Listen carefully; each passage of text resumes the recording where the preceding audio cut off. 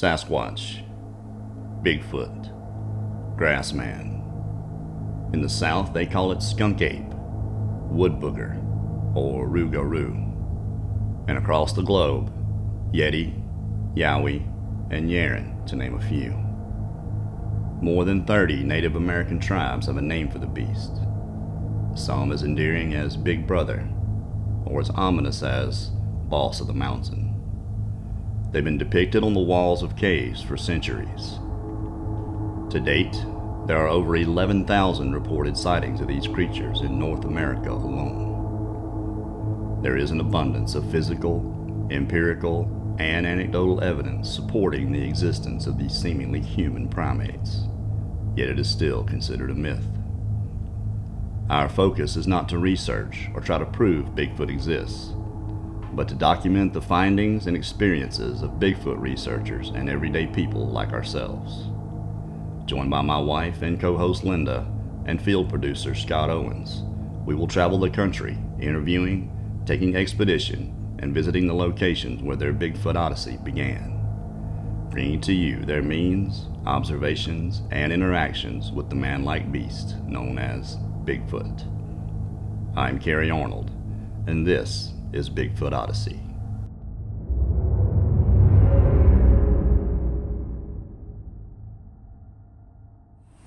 On this episode of Bigfoot Odyssey, we're on the Omaha Reservation in Macy, Nebraska.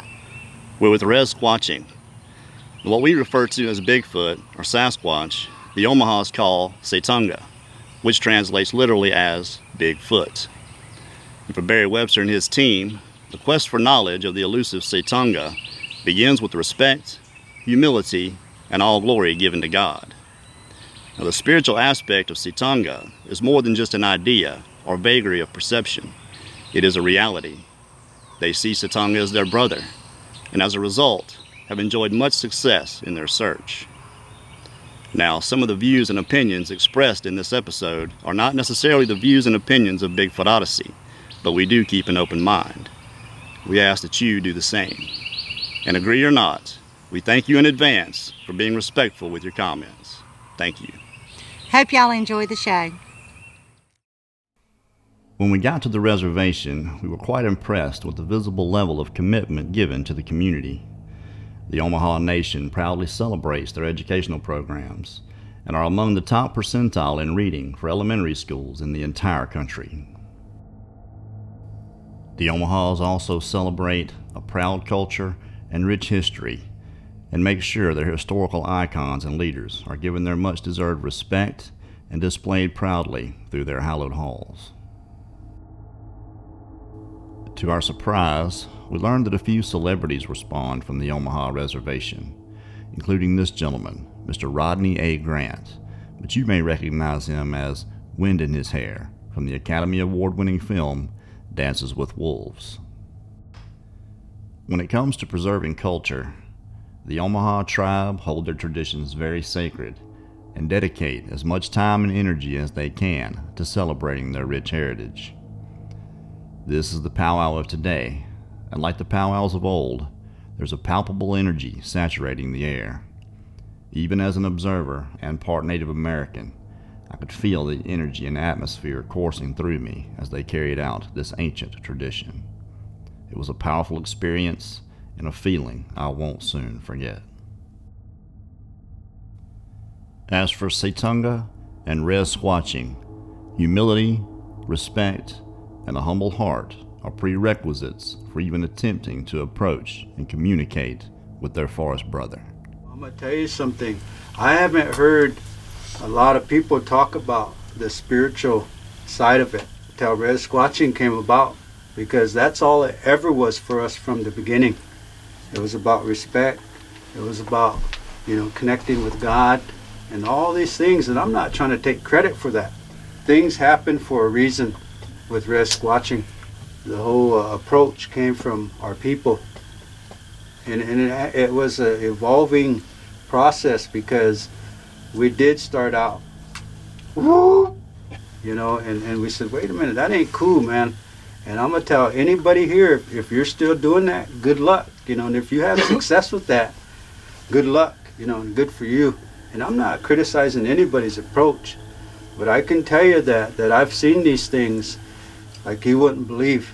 And I believe it's spiritual for me. And I really believe that God played a big part in that.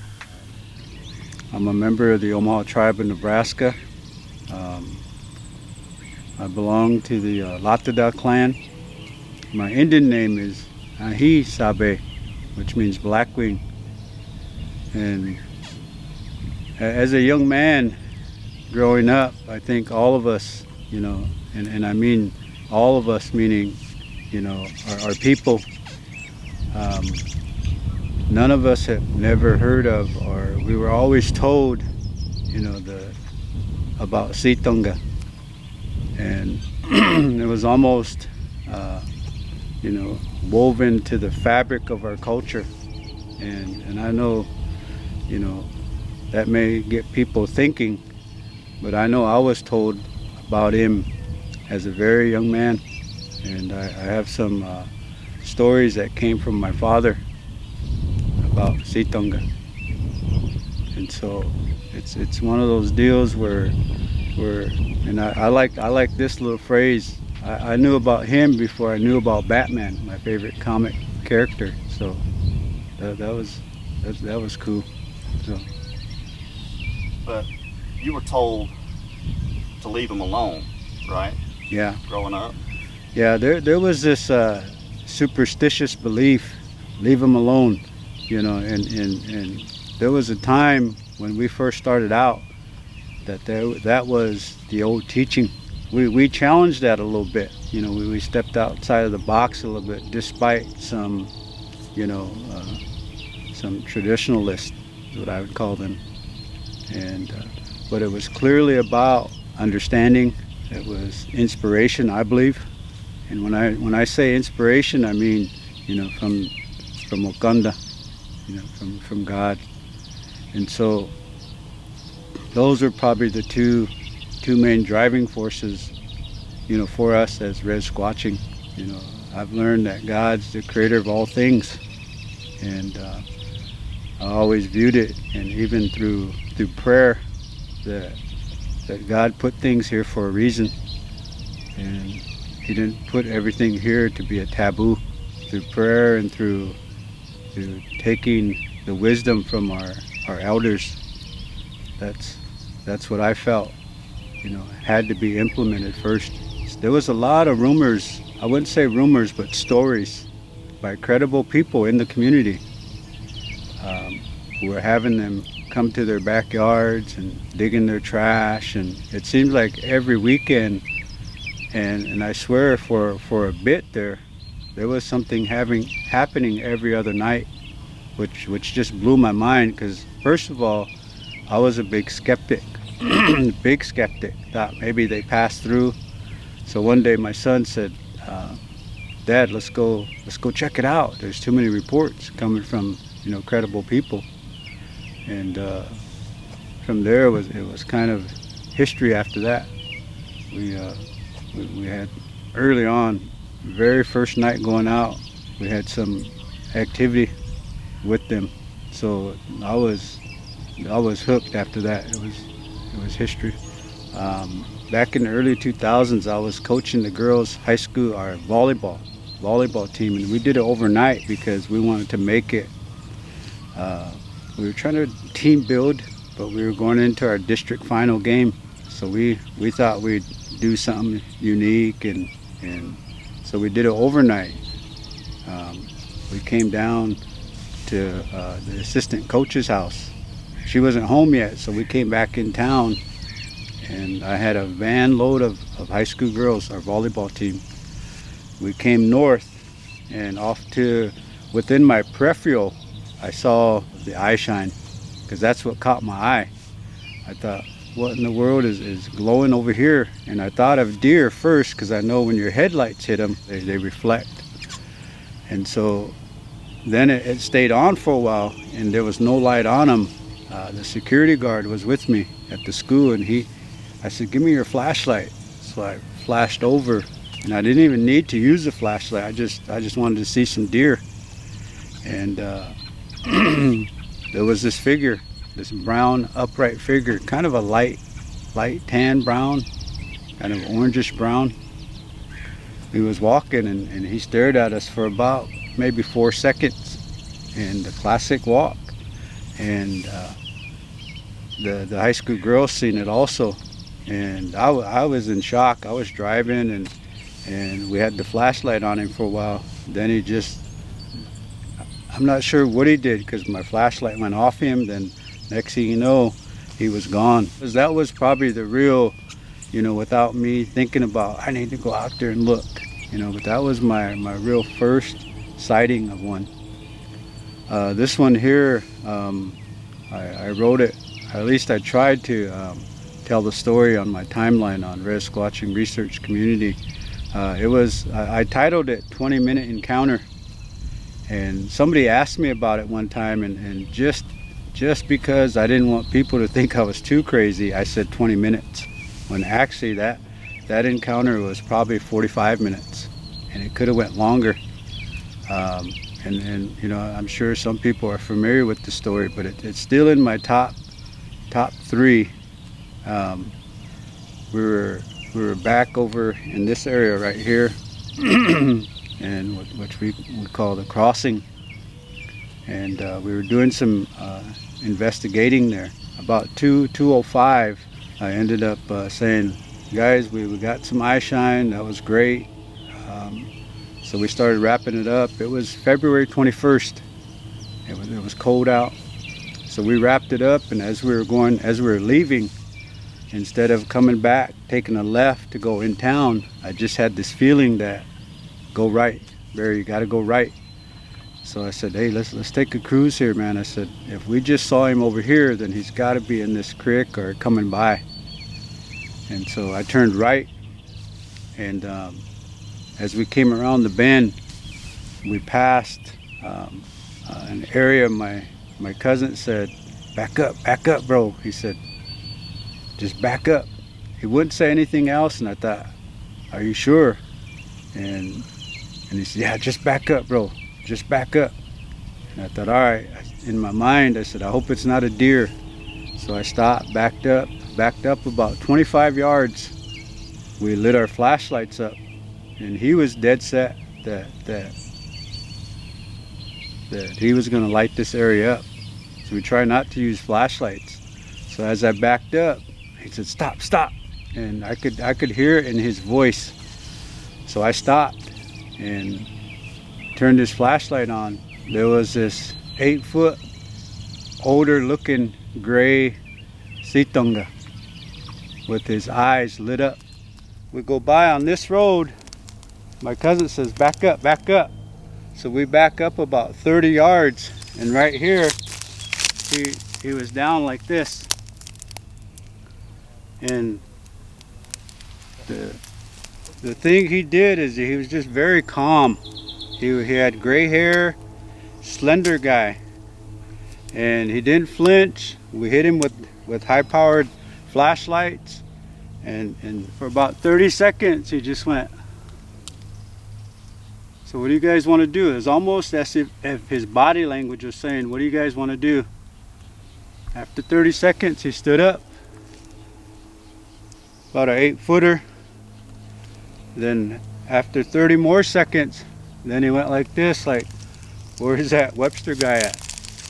And he leaned over on his right leg, and he was zeroing in on me as we were parked up there. In fact, they redid this, so it's a little higher now. And after about 45 seconds of that, just kind of this prodding, and so then he kind of gets disgusted because we're just like in awe looking at him. And then he goes,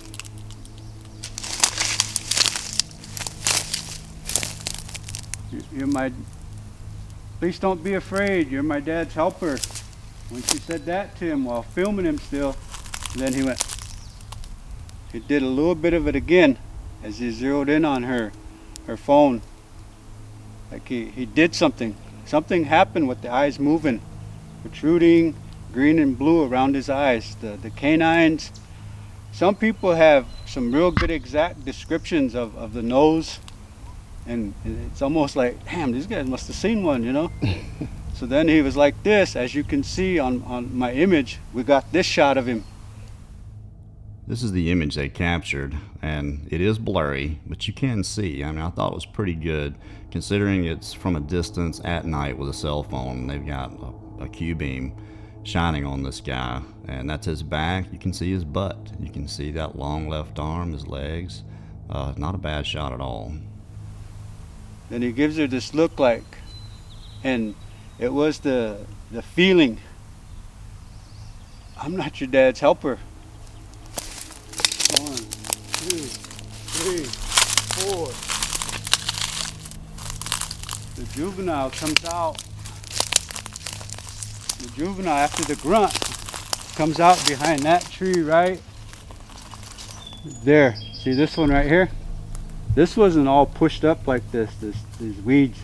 But behind that is when and I got the picture of him, you know, hanging out. And they're kind of a little pixelated, but you know, that's what it is, you know. Well, wasn't it kind of dark out? Yeah, it was dark, but we had the lights. So then he walks back here. He leaves while his little one's playing, messing around with us, barking like a dog. The dogs, which are very aggressive towards them. Sometimes all we had to do is just sit out here and wait till the dogs went crazy. Then we knew they were coming. They come from back in that area. So the car comes from behind us. We get out of the way, not knowing he pulls in here like he's waiting for somebody. And so we pull up, hey man, there's a Bigfoot in there. You know, be careful. Really? Come on. Take a look. And he was now kneeled down back here like this, watching, just intimidating.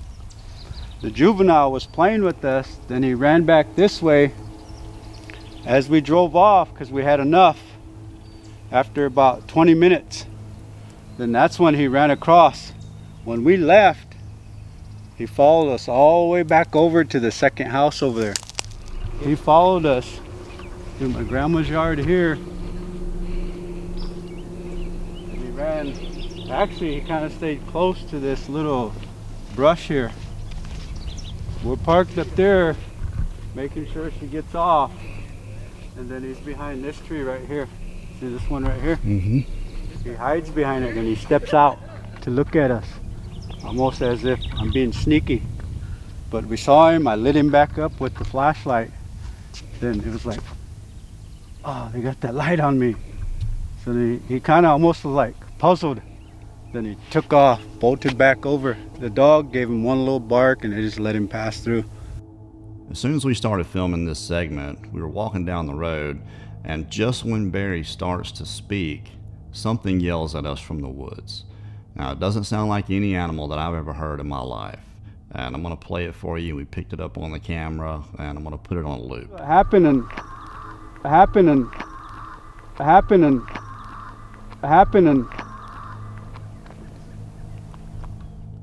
Now, that's the way the camera picked it up, and that's why it sounds kind of like a crow. But I can tell you that it isn't. And I do invite anyone to tell me what they think that is. My grandma's dogs didn't want no part of it. But I think as I reflect back on it, it was the eyes. It was very much what I call human behavior. Every movement, the kneeling down, the standing up, everything outside of maybe this robotic kind of turn. Because you have to understand the research and the questioning that was happening before that, attributed to that encounter. And I've had a genuine interest in this since I was a kid. First time I had probably seen the Patterson Gimlin video. It was on like Leonard Nimoy's In Search Of. I remember watching that as a kid, and it became a fascination of mine. And really what kind of set it off for me is I'm originally from South Dakota, that we're here in Nebraska. My grandmother would send me articles from South Dakota, from the reservations up there, of different sightings that were going on, because she knew I had this interest in it. And so I still have newspaper articles from the 70s from like Eagle, South Dakota, of the sightings and what was going on up there. So it's always been a fascination of mine. It wasn't until you get into high school and that, and you find girls and you're busy with other stuff, and then I was in the military after that, and college, and so I got away from it. But it wasn't until really the internet kind of became prominent again, and I was able to kind of go back and start looking, and it must have been in the early 90s, kind of mid 90s, when some of this stuff you could look online, and I found myself drawn to it again. So I started doing more reading on it, and really got kind of hooked again. And so over time, I had some experiences. Part of this for me, the journey for me, has been kind of reflection of in the past. It's kind of this quantum entanglement that we get into. And a lot of people that have been doing this a while can look back at experiences they've had in their life and then kind of trace it to things that are going on now. Growing up, we used to go basically walk the Platte River, but I remember just going out, and that's what we'd do. We'd walk the Platte River, and we would see maybe a dead crane or something. I'd be able to go take a look at it real closely. But there was always something at that time, even like in the back of my mind, that I didn't feel like I was the only one here. It was like there was another presence there. I don't know if it was an intuitive sense of me, or just as a kid you're more inquisitive. But I distinctly, remember those experiences growing up. And whenever we were in the woods or spending time looking for mushrooms or something up in the Elkhorn River, which isn't very far from here, I have memories of thinking that I wasn't the only one here. So it really kind of had me hooked and had me thinking about Citonga or Bigfoot in Nebraska, when it really wasn't known that well that they could be here. Matter of fact, most of it was in the Midwest or in the Pacific Northwest. We just didn't have, growing up in the 70s, you didn't have that. You'd have shows that would feature things, and then that's about it. It was not as prevalent. So a lot of it was just kind of my own experiences growing up, and then looking back at it and thinking, there was probably something to that, being in those rivers, fishing and with my family, with my grandfather and stuff, and doing stuff in the woods, and we might not have been alone. And now I'm pretty sure we weren't. We've always known that they were in the trees. We've always felt watched. We've seen glimpses and sightings of them, not full figure or anything. It was just far off, and we're just kids. We just play. And we've always known something else was in the timbers, but we were never allowed to spend the night out in the timbers. My father wouldn't let us. So we've always wanted to. Your parents knew something. My obviously. father did. My mother doesn't admit to it until just recently, when we invited her to come out with us. But in the meantime, yeah, you're correct. My father knew. I do believe I was 9 years old. We were cruising the timbers playing hide and seek, and I thought it was my sister standing over there, and it wasn't. It was a small juvenile that was out behind a tree, kept peeking out at me. Run up on it, and I said, "Hey!" And there it was, standing right in front of me, same height as me. And I guess he was playing right along with us and knew what we were playing. Didn't think nothing of it. You're a kid, and you just go out and you go and motivate around again and just go move. And found out my sister went back to the house, and then me and my little brother were there, so we just walked back to the house. It was time for lunch, and just let it go. It's just another part of being out in the country and living there. I moved over to Nebraska in February of last year. Before that, I lived in Iowa. So it was around April time frame. Rez Squatching had a meet and greet in this park where we're at now, and I came over and met with them, and it's like a match made in heaven, I guess. We've talked this whole weekend about quantum physics and all this stuff and how things come together, and the universe brought us together. That's my honest opinion. I came down here having been involved with lots of squatching activity over in Iowa. I had my hot spots, and I was moving. Nebraska is my home. Moving back home, and I was worried. I'm moving away from all my hot spots. I don't know what I'm going to do. I'm going to have to travel God knows how long to go find Sasquatch activity. And here it is. This place is an hour from my home. The first night we were there, 2 members of the excursion had camped out in a place they call Hard Knocks. Now, this is one of their hot spots, and for obvious reasons, they call it Hard Knocks because they get a lot of hard knocks out there. So we went to talk to them to see what they might have experienced the night before. Well, this morning around 6:30, first sound I heard was heavy footsteps. And then it got quicker, like running. Sat up. And I heard snorts. And I could see something was going around the tent. Two different locations. Snorting. Stomping the ground. I sat up. Reached over for my tomahawk, which I keep. And then on the backside, what direction is that, Barry? That'd be north? Yeah, north. Okay. I saw an indentation where something was pushing against the back of the tent. A big, I don't know, circle this big. Pushing in and backing off. More running around the tent, another snort. Then from this direction, East. A silhouette. I saw ears, and then seeming like a long face. But the ears were just, I don't know. Well, and then more running around the tent. And the next time the indentation came through, it backed off. I leaned over and smacked it with my hand. Then I heard more snorting, more running. This time, I unzipped my back of my tent, so I could see out the screen. And lo and behold, maybe 30 feet out there, 2 ponies, 2 horses. Nothing like a couple of horses to give you a heart attack when you're out squatching.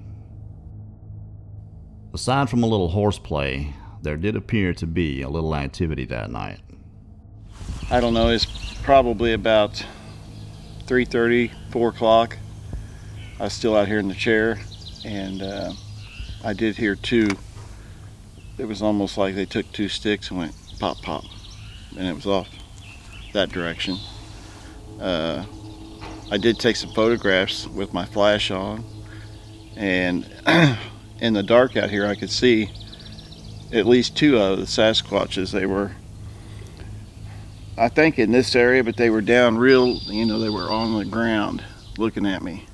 And hopefully I can pull those pictures up out today and brighten them up a little bit to where we can see the faces. But there was more than that. I mean, you could still see the eye glows. And I did see eye glows right back here too.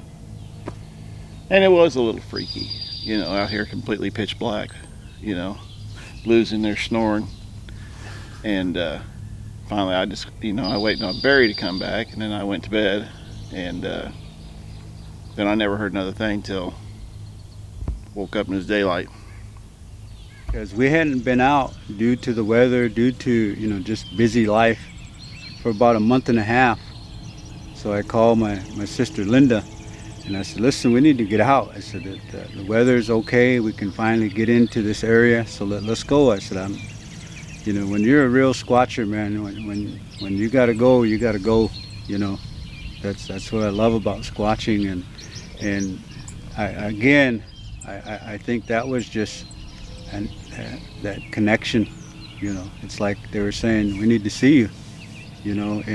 And the beauty of my journey is that I developed some beautiful relationships with these guys, and you'll hear from my team. It was almost as if they were calling me. And so we get to this area, and even before I get into the entrance, there's 4 of them standing about 40 yards from me. And I didn't see it at the time, but as we entered this area, as I was talking to them, introducing and what I call, getting in the mode, about 2 minutes in, these eyes lit up. There was a tree to the left of me, and there was a branch that came down, and it had to be about 4 feet, but the tip of it got thinner, so it wasn't like you kind of had to get rid of it. but about 4 feet. And then it got thicker as it, branched off. There was these eyes that lit up. And the beauty of that one was that was the juvenile I named Ishtinike. And Ishtinike means monkey in our language, because he travels and he kind of travels like a monkey. And as I was talking, I seen the eyes finally light up. The eye shine just kicked in, and it almost lit his face up too. And what I can tell you about his face, it was almost monkey-like.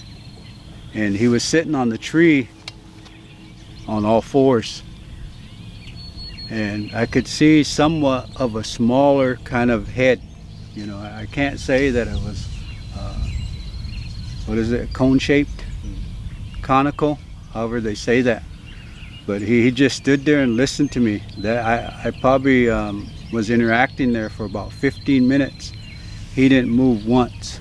In fact, he started to move in closer, because I could see him moving like this down that branch. I'm not sure what time it was, probably 2 in the morning. Yeah, because it was our last stop.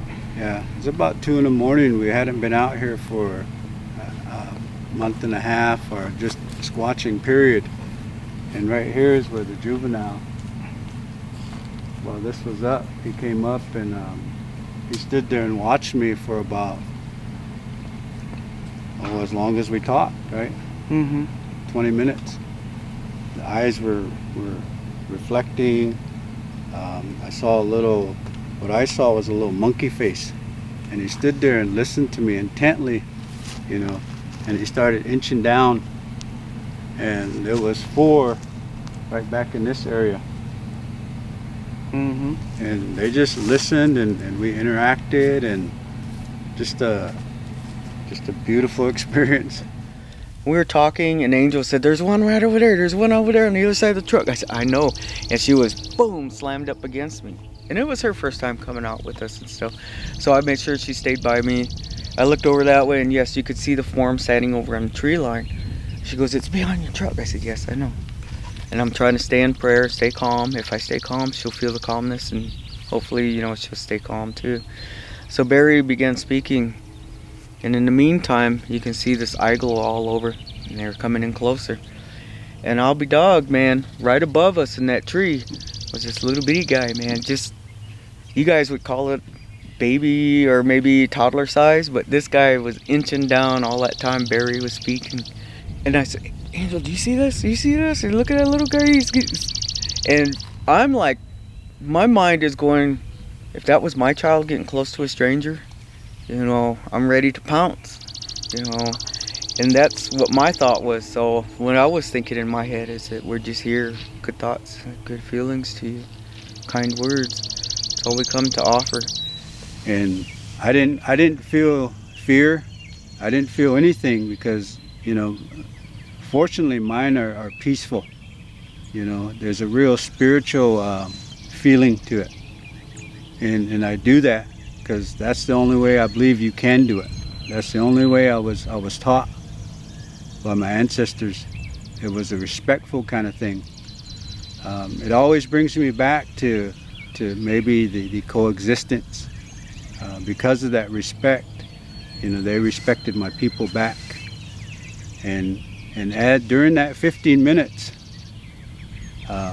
I can't recall verbatim what I was saying, but there was some deep questions going on.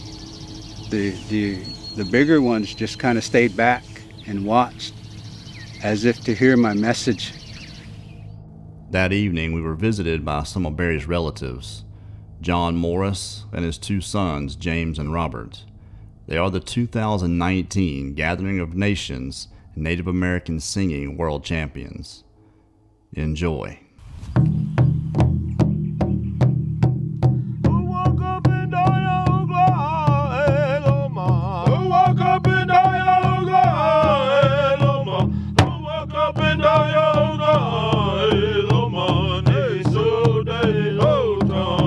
Holy Dom.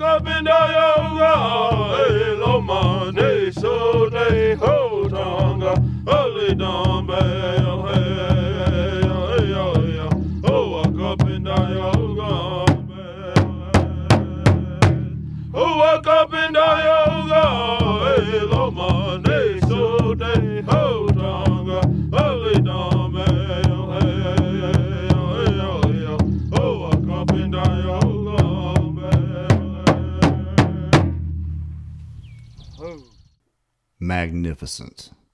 I cannot explain to you what it's like being there and feeling that drum while they're singing.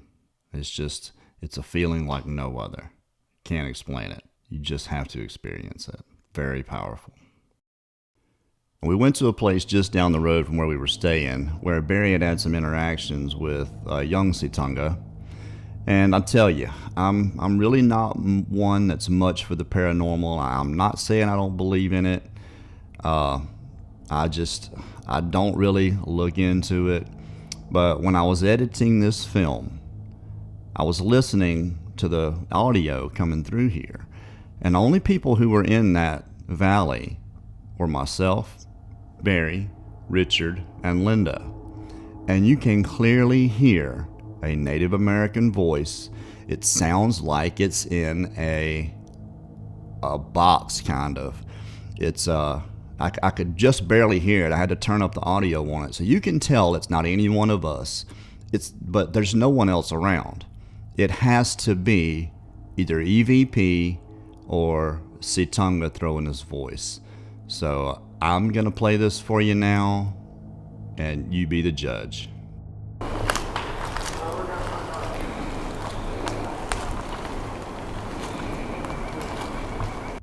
Now that is not Berry's voice. As you can see in just a moment, I'm going to spin over. Berry is only about 20 feet away from me. And he's the only one out there among us that can speak Native American. So I'm going to replay this. I'm going to put it on a loop.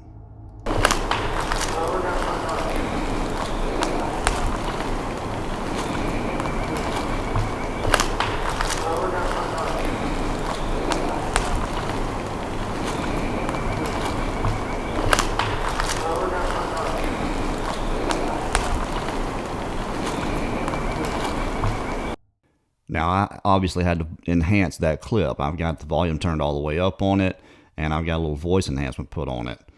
But very strange. It kind of gave me a creepy feeling while I was editing the film. But that's not really all.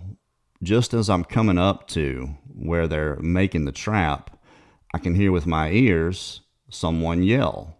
It sounded like they said maybe, hey, I don't know. But there's no one else in that valley but us. And this is clearly a voice yelling. And I'll put that on a loop for you.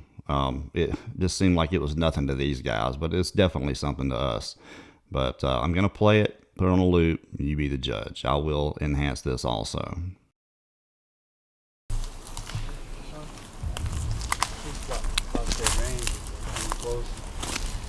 Alright, so Hickory nuts. you can hold on to this. Hickory nuts. Let's put a thin layer. I know y'all heard that. Let's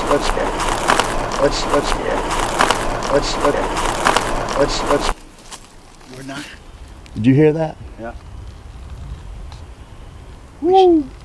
Sound like more like a high-pitched hey. Hey, Yeah, I heard. you want to address them, Barry? Tell them we're here. Yeah. And we're gonna leave them. Now Barry goes out and starts talking to him, and which of course I missed. Somehow I was gonna have him come back and us record him actually talking to him again, but it never happened. Now I'll be honest with you, I sat here for about 4 hours trying to figure out how to move on with the film from this, and I just said forget it. I'll just explain what's going on and then just forge ahead with the film. What's the general idea here, Richard? We're creating a sticky point here to try to get some hair samples. And what we want to do is we're going to put some lard. So I want to create a couple layers here of this is packaging tape. We have it backwards so the sticky side's out. And we're going to wrap a layer here and then put some lard in the middle here, rub it around the tree, and then put another layer on top of it. And the idea is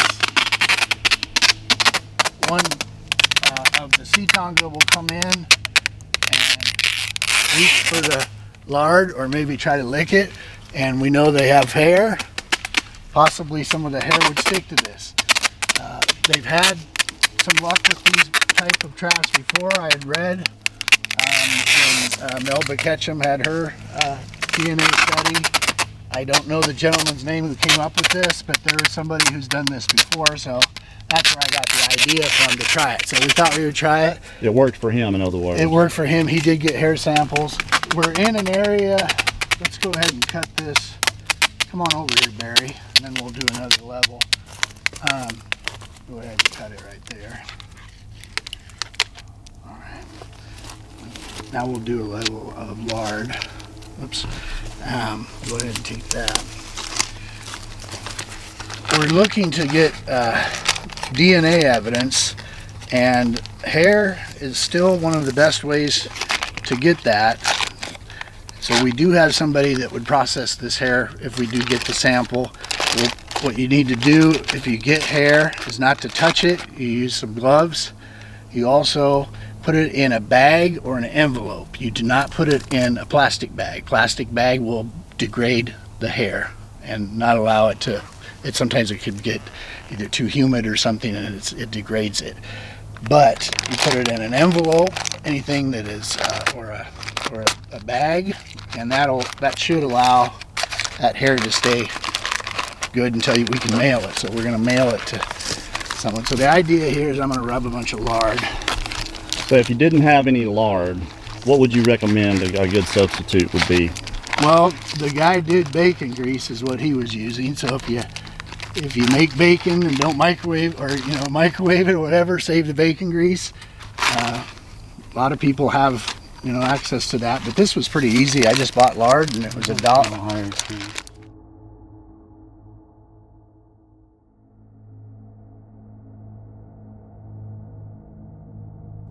On our way out, going back to the truck, I did not have the camera going for some stupid reason. I wasn't filming, and we heard the yell again from a distance, a completely different direction, and then a really loud tree knock. And what does Linda do? She goes walking towards it.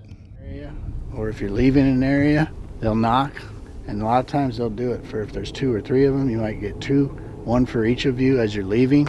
So you'll have sometimes you might have 2 knocks as you leave, and they're almost like, they're either leaving an area or you're coming into an area and you knock.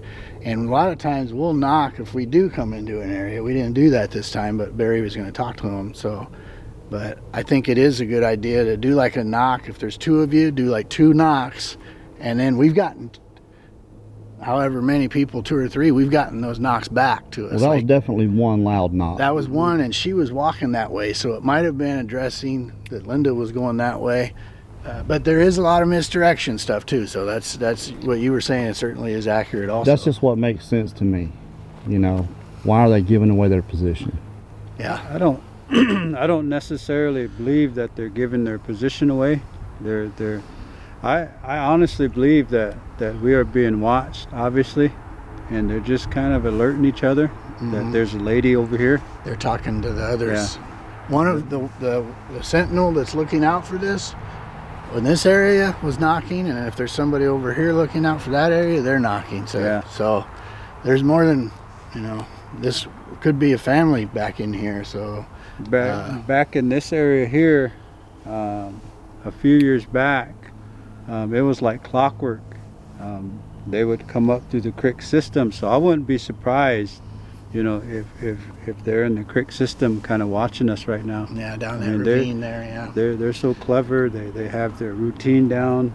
So This place, it has a feeling to it, but it's not an ominous, it's not a foreboding feeling. yeah. And it's almost like, hey, they acknowledge that he's here, he's here with us. So it's like, hey, my buddy, No doubt. That was something right there. So, and then since we've been here, they've been watching us and knocking, communicating. Okay, so when we walked up, we heard that it sounded like somebody saying hey. And then when Barry talked to him, I heard that again in that same direction. So when I was walking over here and y'all were still over there, I got in front of the truck and I heard like 2 knocks. And then that same hey again. So I was going to walk diagonal down where I heard it, and then when I got down there, it's complete silence. Right, it sounded like it was coming from back in that area. When I was standing here, it was diagonal to me. So that's why I went down the road here, and then, but I mean, it was complete silence. No birds, no nothing when I got back there. So I stood there a minute, and then I came back before I got in trouble. Here's a thought, and this is just from my experience. They're, oh boy, without sounding too way out there,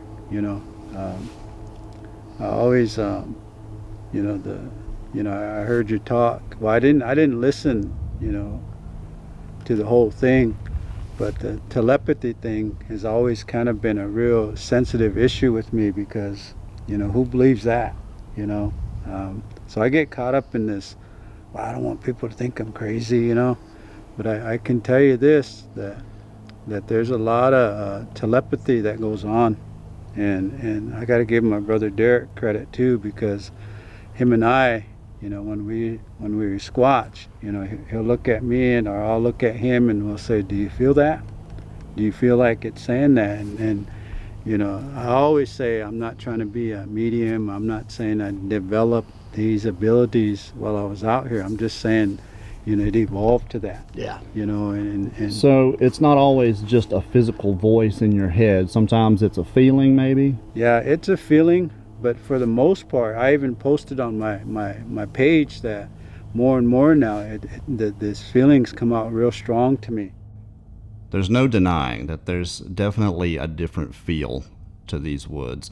It's definitely different than anything that I've ever felt in any other woods. I don't know if it's an energy, but there's something to it. Barry took us to a place down by the cabins to shoot a segment, and as soon as we got out, right there on the side of the road are these tracks. And we looked at them really closely. My boot from bottom to tip is 13.5 inches. So those are about 15.5, maybe 16-inch tracks. You can see they're one directly in front of the other. There's 5 of them.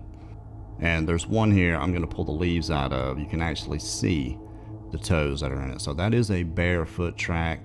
It's walking a tightrope. It's not a straddle step. And they're very large, well above average for a normal sized man. Now here's a few pictures of some very well defined tracks that they found on the reservation at different times of year.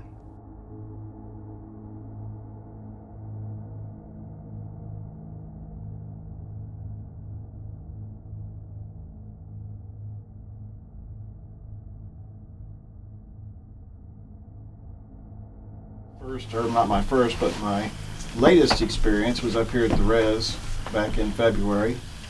I was walking with Berry here.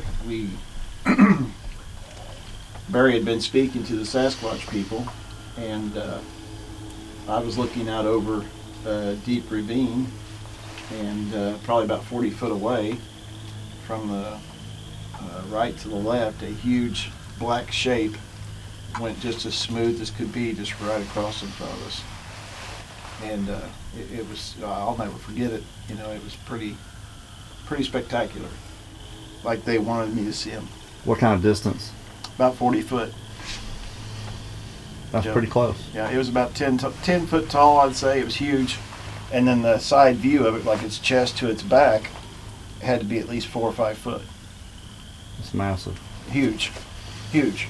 And it was just a smooth, it wasn't like it was jumping up and down or anything. It was just smooth.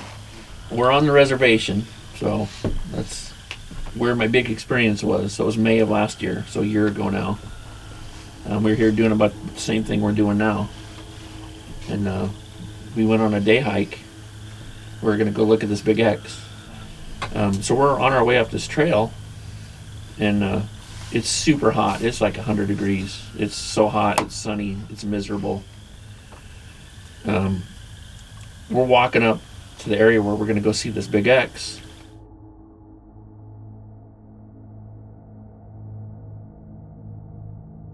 And to get there, you have to cut through the undergrowth. Well, Barry's wearing shorts, new shoes, and I didn't want to go through that stuff. So a couple guys went off. Derek and Dave, I think, went off to look for the X. We just stayed on the road. And then, you know, another guy was with us, LV, Native American guy. So we're just walking up the road a little bit further, and LV's like, I can hear something over here on my right. He kept hearing something moving.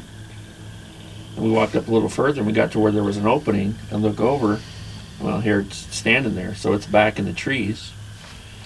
And LV and I both saw it. What he saw was the whole upper body, so it was head, shoulders, arms, and the thing took off. So it made a move from where it was standing at us. As soon as it noticed we were looking, it started to move off. So, and what he described, he said the thing was looking at us, and then it did this sort of thing, and it ducked off and moved off to the right, and the arm swung up and then swung back down. So what I saw was the arm coming down. Wow. And it was huge. How tall was it? Well, we're gonna find that out tomorrow, but it looked like it was 9.5, 10 feet tall. Good Lord. Now this is an image of the sighting area the day after, and showing how tall he thinks the being was. And this is where Dennis had come back with a measuring device he had made from a painter's pole. And I believe it measured right at 8 feet, and that was to the top of the shoulders. So he said he didn't see the head. Just what I saw was probably 4 foot long. So the shoulder on down to the arm, and the way it moved, and the whole thing's it's going through my head. What else can that be? What else can that be? But LV saw it, and LV described everything that I just saw. So it was light brown in color. He described how it moved off. And what he described is exactly what matched what I saw. So the two of us saw it together. Where are you from originally? Ohio. Mostly central Ohio. And is that where you started looking for Citonga Sasquatch? No, I always had an interest, and when I was a student at Ohio State University, I always regretted not reading these articles more carefully in the student newspaper, because they were reporting in the Hocking Hills about Bigfoot up there, and I thought, nah, This is interesting. I believe it's probably up in the great Northwest, but not Ohio. There's too many people who live in Ohio. And, you know, it maybe where they could hide in the great Northwest in the mountains, but what I didn't really know is how remote it is in practically every state in the nation. So I wish I'd read it more carefully, because I remember photographs and I remember the footprints, and the article deserved to be taken seriously. The first real introduction was probably, for like a lot of people, the Patterson Gimlin film, which just shocked me when I saw how realistic the creature looked at that age, and you know, that famous look where he looks back at everybody, and that captured my imagination. Followed by some Bigfoot films, including The Legend of Boggy Creek, which is, even though it's a B movie, is still pretty legendary. And then I kind of put it on a hiatus, you know, just a career and stuff. Always had a background interest, and in my adult life, I read that book, Where Legend Meets Science, Dr. Jeff Meldrum, and I thought, well, this is rather scholarly. I never really thought there was much evidence about Bigfoot outside of the footprints, which were always under debate, and lots of photographs, which always seemed to be a little bit splotchy. Right. And but then I read this and realized there's some real detail here about those footprints, the dermal ridges, and this is really some science behind it, and I became convinced. I've been on several excursions now. I started in 2015, and throughout the Midwest, Wisconsin, Iowa, Kentucky.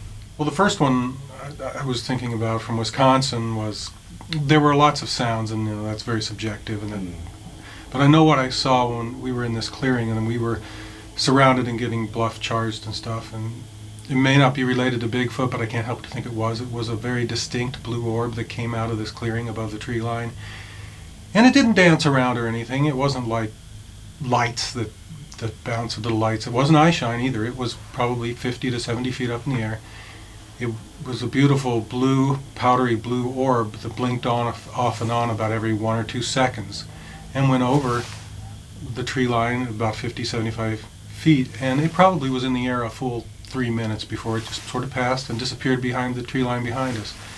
And while everybody else was kind of freaking out about the Bigfoot sounds on the ground, I was transfixed by just watching this thing. I felt like, you know, everybody has their theories what it could be, but I felt like that was like almost their equivalent of a drone, and we were being observed. Whether it was, who knows? But that's not an uncommon thing. Did you guys get any images of that? No, we didn't, and I regret that. Now at this point, it just did not cross my mind to grab the camera, set the video, make sure the flash wasn't on, and to get it. One of the more interesting ones was on a scouting trip locally with my wife. We went to, my wife Nancy, we went up to the Kettle Moraine Forest, and we just did a trail we'd never done before, and we got off the trail and we saw some fairly interesting structures. One was laid flat on the ground, which I thought was rather interesting because we don't usually see those. And we were walking toward these pine trees, and we said, okay, I want to see what's down this way to the left, but before I did that I put a marker there because I was scared we might get off the path and lost. So we had this marker, and it was about it was a branch about 6 feet tall with a Y at the top. So it was Y-shaped, stuck it in the ground, and then we came out and got back on the main path and headed up our way to see more. But on the way back, when we were walking back, getting fairly close to the car now, within a quarter mile of the car, we saw in the middle of this path a 6 foot tall Y branch. I could tell it wasn't the same one, but it wasn't there when we walked in. It was very much like the one we put up. So it was almost like they knew we were being watched, and they were doing this to show us that they saw us do this. Or maybe they didn't appreciate the marker we put in their land. But I'm not big on the technology end. I don't feel like I need to prove it. I probably won't be the person to discover it and become famous, and that's okay. I just kind of want to get into this mystery a little bit more for my own satisfaction. If you had to guess population, lower 48, what would you say? I wouldn't be surprised if it's over 1 million. I don't think they're uncommon, as people think, because would people just have they don't have their eyes open, they're closed-minded, and perhaps the population's growing. Well, I look at it this way. I'm very new to this. I'm very much an amateur, and I feel like I've had encounters perhaps up to 10 times. The wood knocking, the eye shine, the returns of the whoops, and so I don't think they're rare. They're that rare if somebody like me can have those interactions. Granted, I've never had a Class A sighting, but I've met a lot of people that have. Right. And it's you hear the rustling, and that's the really only logical conclusion. Well, there's plenty of structures, of course, and everybody's seen those, but one of my favorite structures happened to be a rock structure, because I didn't see those very often. You just don't see those very often, at least I hadn't. But in southwestern Wisconsin, there was a very unusual rock structure that was flat. It was 4 or 5 pieces that were fit together like a jigsaw puzzle. Not quite with that precision, but approximately close, and you could tell what the intent was. Daytime squatching is kind of interesting. I think they're there. They aren't as active, they're not as out, but 3 times that we've had some activity, when my wife Nancy and I would go off the trail. They don't really like that when you go off the trail specifically to look at a structure, you know. We treat them with respect. We don't move or change anything. But I've noticed quite often the ground isn't as solid there near the structures, and I don't know what the deal is, but we've heard growls twice, and one time we got off the trail to look at a structure and a tree fell. Now, I've never heard a big tree fall before like that, and the fact that it happened just when we got off trail I thought was pretty interesting. So we got back on trail in short order just in case, but that was interesting to say the least. Once I started getting into this research side, and I got to travel, I've been to New Mexico on expeditions in Colorado and Montana, and got into the tree structure side of it, photographed them not only in the forest areas along these riparian forests, but the same sort of X's and arches up in the mountains of Montana and New Mexico. And so that really intrigued me, because at that time there wasn't a whole lot. You know, there was stuff on the internet, but it wasn't very accepted.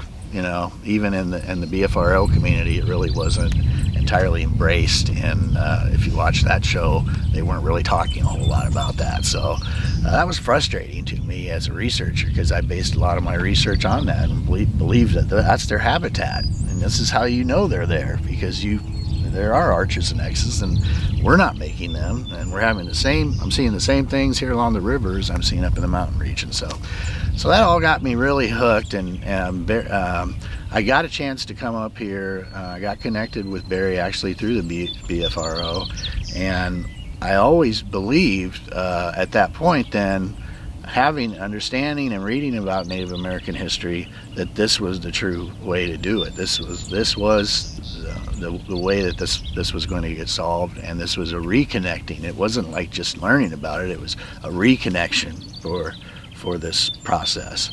And so as we started coming, I came up here with a few other guys, and some of us pretty close yet. Some of them aren't here today, but we came up together, and then I started just coming up on my own more, and helping with expeditions, and we just had we really hit it off well. We had a similar philosophy.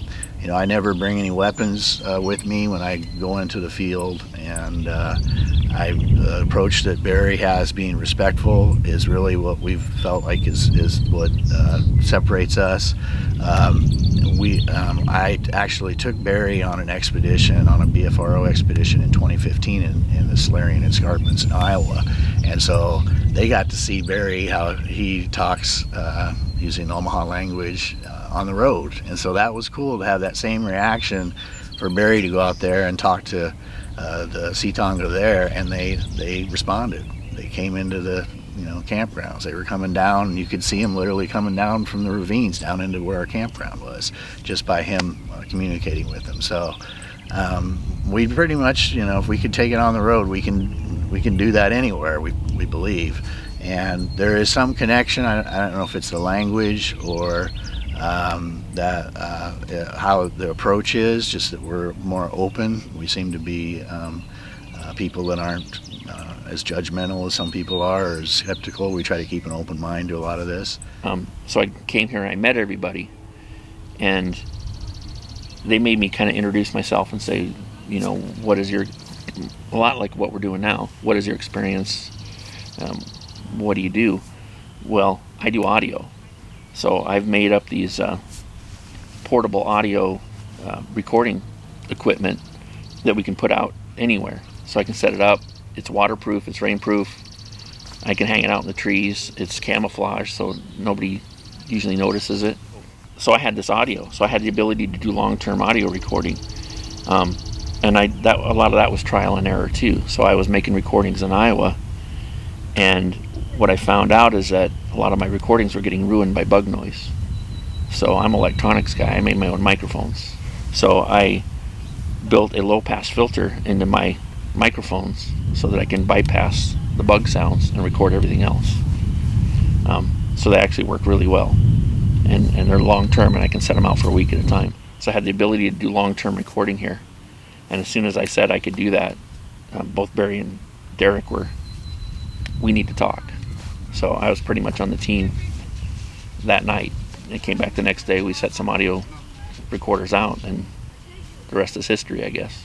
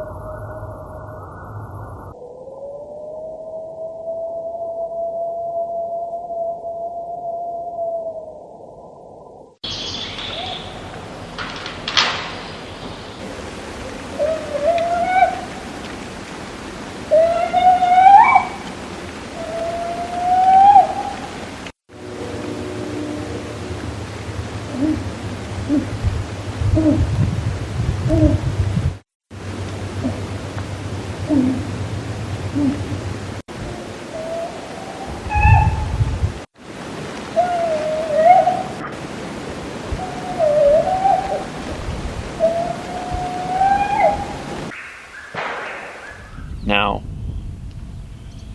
is it a bird or is it something else?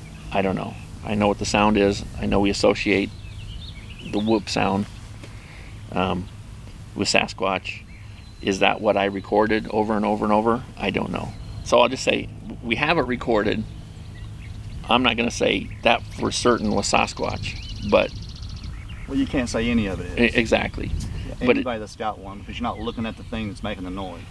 The people who have been around Sasquatch and heard it, and they said that sounds like the real deal. I believe July or August of 2017, we had an expedition here at Big Elk, and many of the people that were on the expedition had set up a camp up at, it wasn't Camp Hard Knocks at that time, but up where we're at. We were down here having a campfire before we went up there. And what happened while we were sitting having a campfire, one of the members had that far cabin over there, had their car parked in it. I think it was a black vehicle. And his alarm went off on his vehicle. And so we're like, what's going on with that? So we went over there and we looked, and there was handprints on the car. And the handprints, the fingers were as big, like Twinkie size. That's how big they were.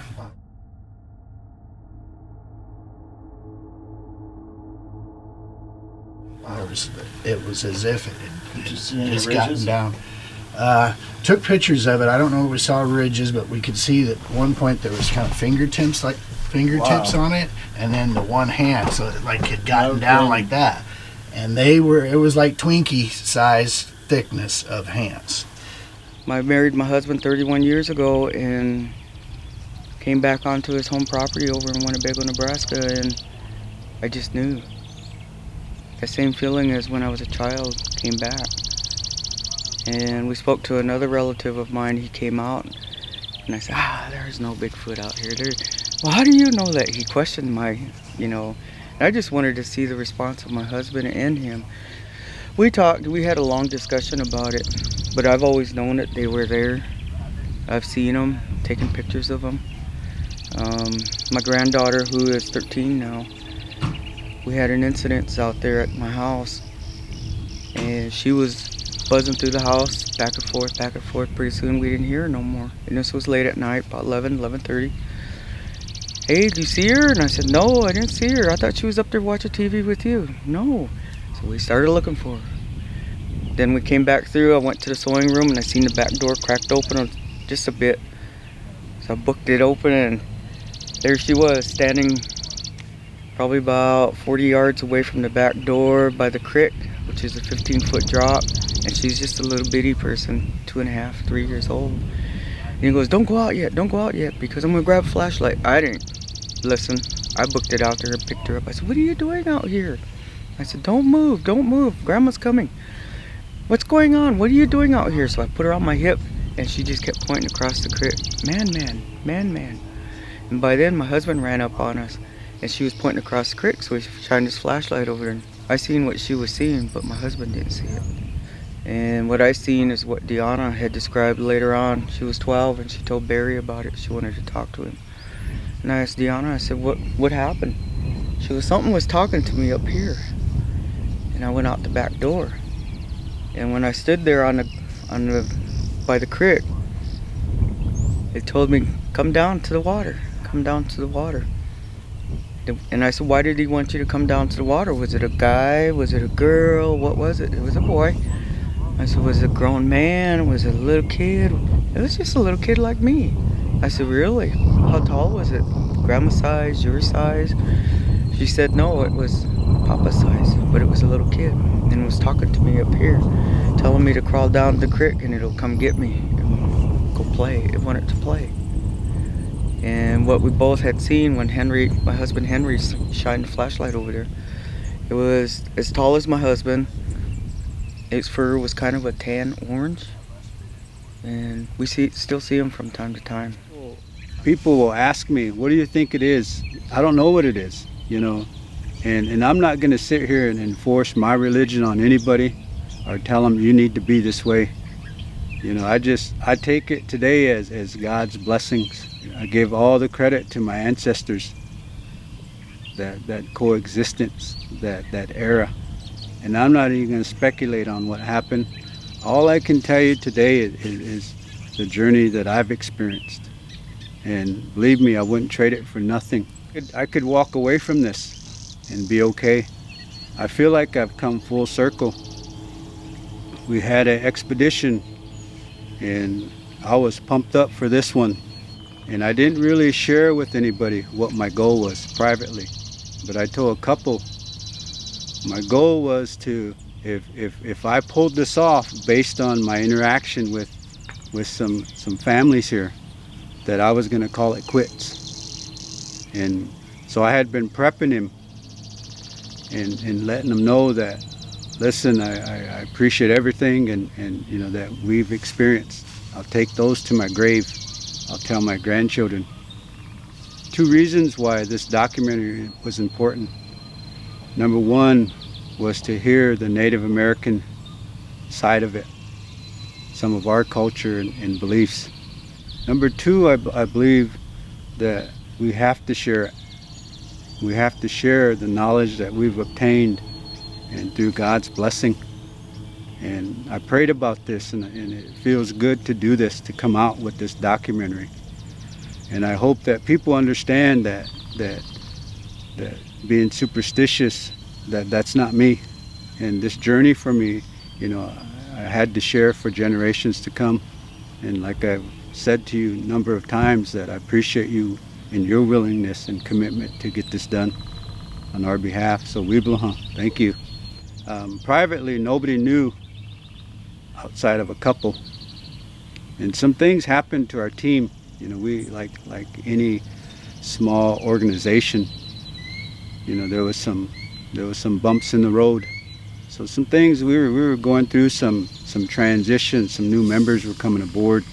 So it was trying for us a little bit on a personal level, trying to have, a strategic focus. All along I knew something was special about this moment. And it was a deep spiritual thing for me. And I sort of made a promise, not really a deal, but I asked them, and we all gathered up We were doing the expedition, going to different locations, and finally it was that time, and we finally made it out to this area. So we were riding at least 8 to 10 people deep. That's what's unique about this. It's not just me telling a story. There was a big group. Rich was standing up. I'm trying to recall it. Berry was up there. Rich was next to him. Igor, we told him to go stand up there with Rich and Berry. I always stand in the back. I'm always in prayer. I love to be in prayer and try our best to protect everybody that's with us. We had children with us, or young adults, and Elvie was standing next to me. And Berry was interacting. You could just see the eye shine all through, or eye glow all around. And then Berry said something about, can you see this in front of me? Can you see this in front of me? And I had all these people standing in front of me. I told Angel, go stand up by him to support him. She did. She moved up closer to him. And just she did that, the kids adjusted. I said, you guys can go up there and stand by him too. You guys can go and support him, stand with him. All of the things that we have experienced over the years, I really tried to find some connection with science. There has to be some way to explain these things. And a lot of these experiences, I didn't have anything readily understandable on how, this could occur. So we got in this area, and this guy's my hero. He's a good friend, but Igor Burset, one of the most amazing dudes I know, has a real big heart. I wished all the Bigfoot community was like him. He told me one time, he said, if we all just loved each other and supported each other, we'd get a lot done in this Bigfoot community. And I thought, wow, and I wanted to hear a great story from him.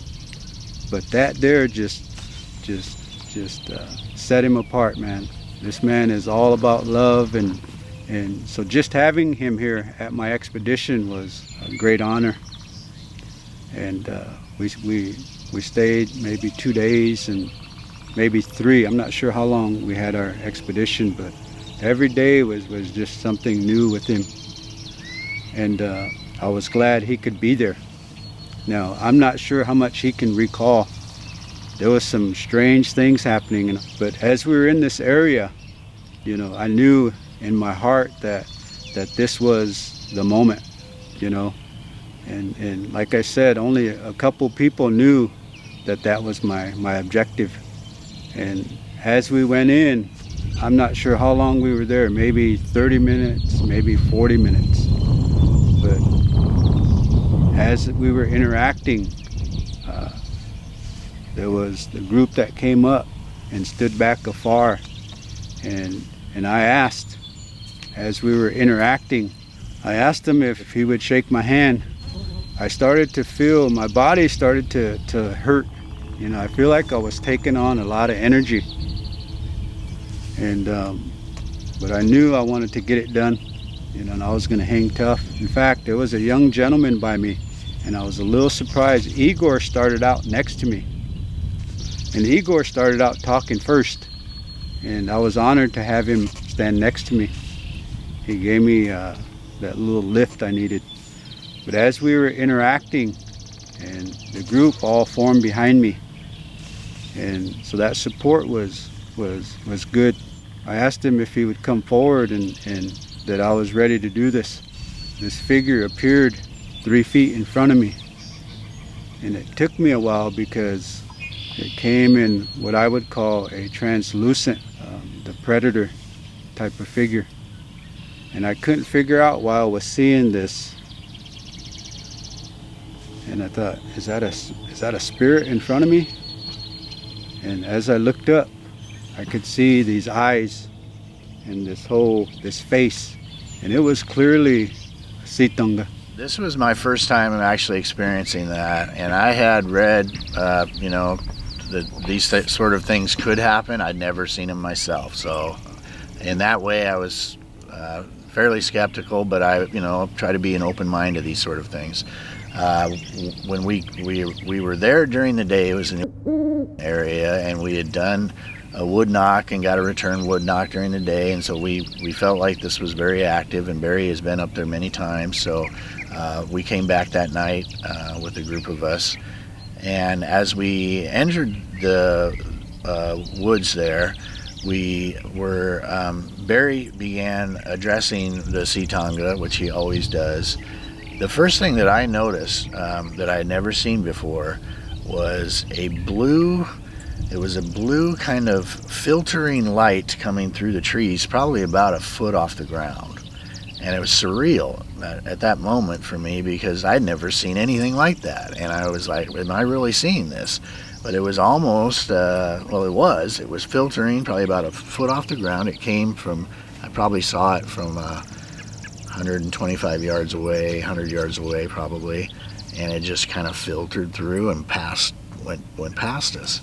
And I had no reference to anything like that before. I was like, what was that? That was shocking. I think I said something to Berry about it, and he acknowledged it. And so that in itself was like, okay, this is stranger than I've experienced before. Something's different here.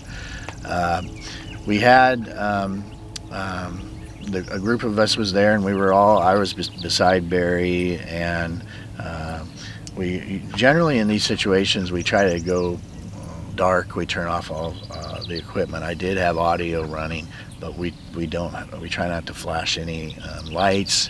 We don't have any lights on our head. We don't have any actual cameras or FLIR running or anything like that. We pretty much turn all that off, and we allow the interaction just to take place. So Berry, when we had been there earlier in the day, we said we were coming back that night. So when we did the wood knock and introduced Dr. Bertseff to him, we said, we're going to be back here tonight. And Berry had said a prayer. We always say a prayer when we're out there. And we said that we'll be back tonight, but we want you to come join us. We want, Dr. Bertseff came a long ways, and he's our friend, and he introduced himself to them, and we just kind of talk out in the woods, Well, we're back, and Berry introduced it. We're here, and we asked you, to come. So, please come forward. And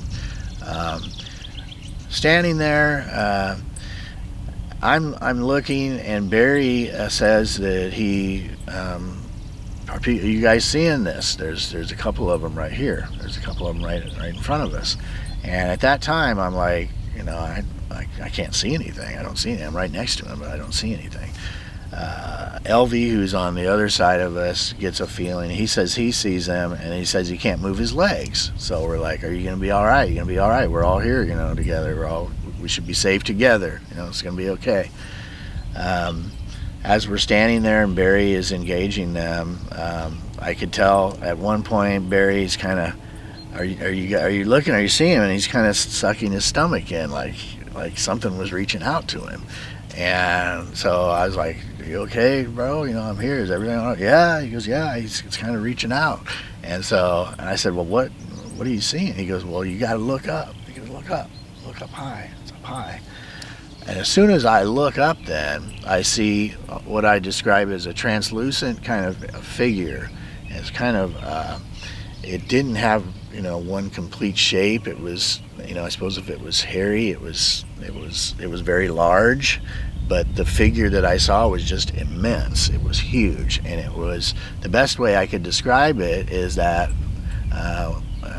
when I saw it later and had to describe it, was that Predator movie, that translucent kind of just outline of something there. And it was pitch black out, so it was dark, but you could see some translucentness. At that time, when I saw that, I'm literally saying to myself, yeah, Berry, I see it. And then I'm like, is there something on my glasses? Because I wear glasses, so I'm trying to rationalize because I can't get my mind around this thing. Never seen anything like this before.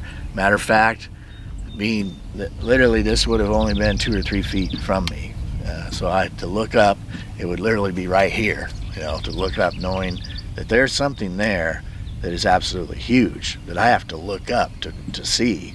And so my mind wrapping around it, I'm like, is there something on my glasses? Very concerned me right there. Got very concerned. Berry has his interaction, and again, I think there were things going on. From what I understand, one passed, a dark figure passed behind us, where Dr. Birdsef was back behind us, and one passed between, something dark passed between him and the group. And so there was these kind of things going on around us, and like LV was having his thing, but Berry was very much interacting with them. And at that point, I was just trying to wrap my head around this whole thing. Like, what exactly is happening here? Is this really happening? I'm not going to say it was Ishage, but it was a Citonga. And he didn't look at me with this, you know, like I'm aggressive, I'm gonna scare you. He had this real calm kind of, almost like, do you want to do this? And at first, I couldn't believe it. And I even tried to stall and not look at it, because I was thinking, this ain't happening, you know. And so I look back at my team, and Rich touches my back and says, hey bro, I'm here with you. Because at the time, my body started to feel, you know, this pressure, and my body started to hurt, like I wanted to get away. But I think that was the energy. And so as much as I wanted to say, let's start over, man, you know, come to me in a physical form, like I've seen you. And I almost believe that he didn't want to do that, based upon 8 people standing behind me. So I look up again, and I accept the fact that there is a Citonga 3 feet in front of me, looking me in the eyes, almost as if to say, I'm ready to do this too. This little small act of friendship. So I even asked my team, I said, do you guys see this? Not wanting to look away, but he says, yeah. Another one says, yeah. You could see the form, you could see it's like a film of plastic you're looking through, but you could see the form, and this is pitch dark, pitch night. Nobody's using flashlights, nobody's got headgear on, nothing, no lamps, nothing, no recorders, nothing. And it was standing in front of Berry. And it's not a shadow person, because you could see the form of it. And then it just disappeared. It was like clear, but you could see the head. There's no neck. You see the shoulders and the long arms. And then Berry was standing there talking, and then at the same time, Elvie said, I can't move, I can't move. And someone check on Elvie, is what Berry said. So I put my hand on his shoulder. I said, he's all right, he's fine. And I put my hand back down, and by then the kids everybody moved in my way again. And so the only thing I could do is just continue in prayer and just make sure that we're all safe. And so I'm seeing this translucent figure, maybe 9 feet tall, because I even reach up and say, can you guys see this? And I touch the top of his head, just to demonstrate how high he was. And he actually looked up at my hand as I reached up, and then he looked back with this real kind of a solemn look, kind of almost like, I'm not here to scare you, you know, I'm here to do what you asked me. And so I said, are you ready to shake my hand? And I see this arm, this forearm part was so long, I thought it was gonna like hit my body as he was reaching out, and I thought, no way, man, you're not reaching forward, are you? And it kept getting closer and closer, and I thought, man, that's gonna go through my body, man, I don't want nothing touching me. And so I was kind of freaking out. So I reached down and say, in my mind, I'm going, are you shaking my hand? And I could see this whole arm reach forward, and I reach out. And luckily, I couldn't feel his hand. I couldn't feel warmth. I couldn't feel a physical body. But this is what blew me away. As I reached out to grab his hand, which was a very big hand, kind of close, the fingers were close together. It wasn't like a spread palm. And I could see this thumb that was just, kind of almost bent, and it just kept coming forward at me. And so I reached and grabbed his hand, and it stayed, what do I want to say, it encircled my hand, and I thought, I can't feel it, but it's not going through my hand. And so I go 4 times, and 4 is just within our culture. So as I'm going up and down, 3, 4, our hands stayed clenched and rhythmic together. And he shook my hand, and I let go, and I watched his hand go back down. And it was interesting, to say the least. And I knew then that my time was done. And to this day, I still wrestle with, am I done? And I thank God. I'm getting emotional, and I didn't want to do that, man. That's good, man. Yeah. So today, I hung on. I got a team. And so I got to wrestle with the decision that I gave him my word. And then towards the end there, after Berry had talked with him, and it came walking right up on him, put his hand out, and he shook his hand. And Berry always said if he ever shook a hand, he shook one of their hands, that was it. He was gonna. Only thing I could think is, oh my God, this is it. We ain't doing this no more. We're not. And here we are. We're still doing it. As soon as we got to the location of this amazing encounter, the first thing I noticed was this tree break.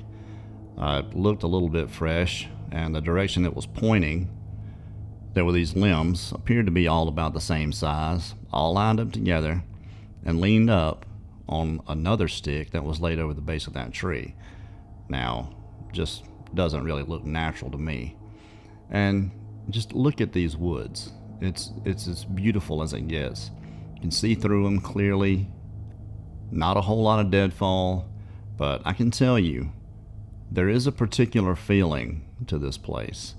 I can't quite explain it, but it's almost like an energy. Kind of like that buzz you can feel from a really bad electrical storm. And about 15 feet to the left was this arch. Now, it's hard for me to imagine that it's snow load or anything like that, with that being the only one like that in the area. Hard to say. After giving it some thought, I think he may have came this way while we were doing what we had to do, because there was a lot going on. I had 2 different people standing next to me, and I don't know why I kept losing. Like, people would stand here, then somebody would be gone, and somebody else would step up, and I was trying to ask questions, and then my other brother said, I can't move. And so I asked somebody to check on him. So there was a lot of times where I wasn't, just looking this way. I was trying to make sure. I know Igor, he left, so I got worried about him, and I didn't know where he was at. Another young man stepped up, who I thank to this day. I think I started to feel like pressure or negative energy. My body started to just feel like I needed to get away from whatever it was. And so I remember turning, and I saw like this fuzziness. As I looked up, I saw this face, the eyes, nose, everything, the canines again. And then he looked down at me, and it was almost as if he was happy. That was something that was kind of mind-boggling, and the interaction that Berry had with it was absolutely amazing. It is something that I've never heard anybody else ever tell an experience like that, and having been there myself and being able to experience and say, yeah, we were within just a few feet of Citonga, and they came to see us. This was kind of a meeting, and I don't know if they would have uncloaked or not. Perhaps we had some people with us that were kind of afraid. We had some ladies, and Elvie was kind of worried about things. That I know when there's that kind of fear in the air, they don't completely engage at that time. But I really felt like that was an opportunity that few people have experienced, and it was hard to get when I was in that and experiencing it, I was really struggling to understand that's what I was seeing. I would like to touch on, when you're talking to Linda Joe, talking about the fear thing. Yeah. That's real. I mean, we have a group, this main core of this group, we're not scared when we go out there, and it makes such a big difference. We're out there having fun. My very first expedition, I was terrified. I didn't know what to expect. And that first night we got out in the woods, and I thought, here we go, what am I going to do if something happens? And it was silly to even think that way. The reality is, we got out there, faced my fears, and it was such a relief. It was such a huge win to get out there and go do this. And now I go out in these dark, creepy places, and I get giddy, where people would normally go into a place like this at night and be scared to death. I'm not. And most of the team is not. But we can tell the difference when somebody does come along with us that's scared. It changes everything. It changes how we all feel. He came up with a question about Dogman. And has anybody seen a Dogman? And yes, I have.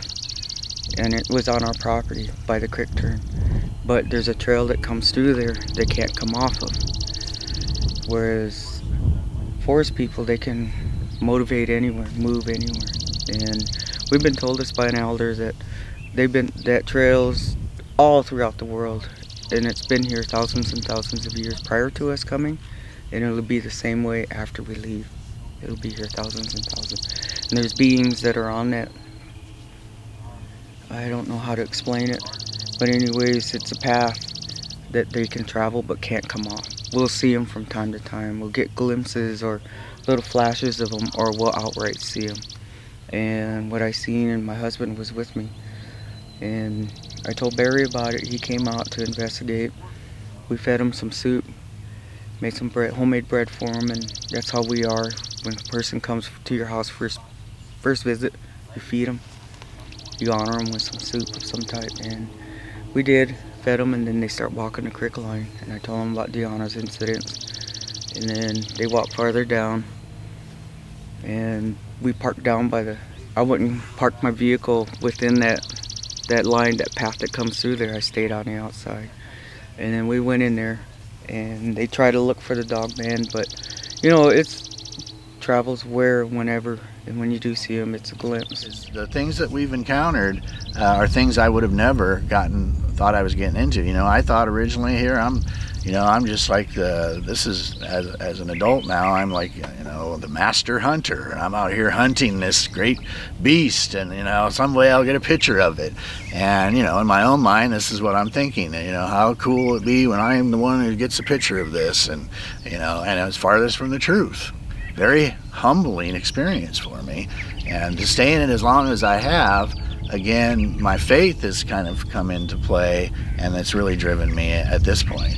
But I've always tried to, again, come back to the scientific side, and I think that's what I have brought to Rez Squatching. I've always made that a big point of we really need to kind of understand this more. And Berry was always more in the faith-based side and getting in there and just communicating at a level of openness and understanding. And whereas I was always just trying to figure this out. I remember praying about this picture stuff. Everybody wants to get a picture of their face and put it on their page, and I remember feeling and asking them about that, because if that was what they wanted based on my research, I'd have done it a long time ago. And I would have asked them, let me take a good picture of you. Let me help you. And so I think and this is just me, I think it's disrespectful, to try and get a picture of them.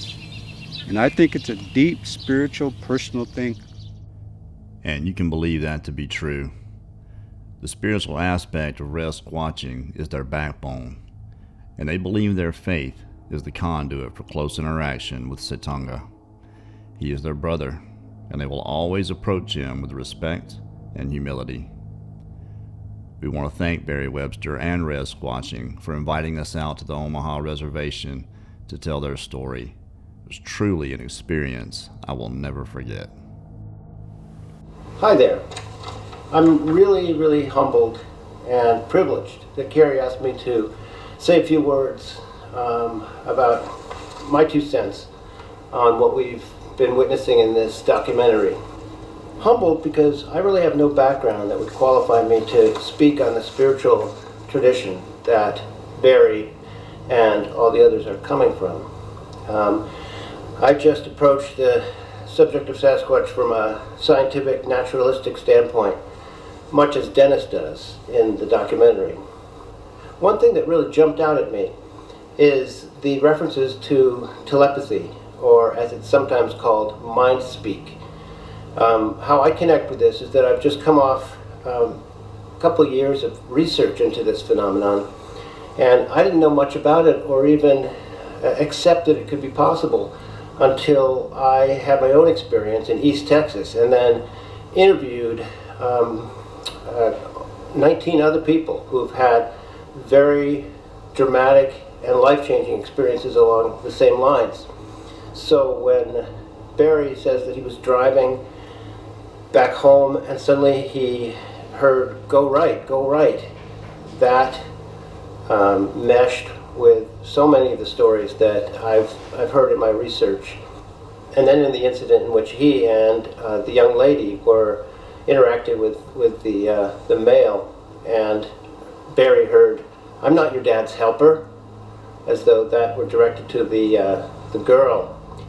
And when Berry said that he felt that they were calling him back to the forest, that too is much more common than most people would have any reason to understand.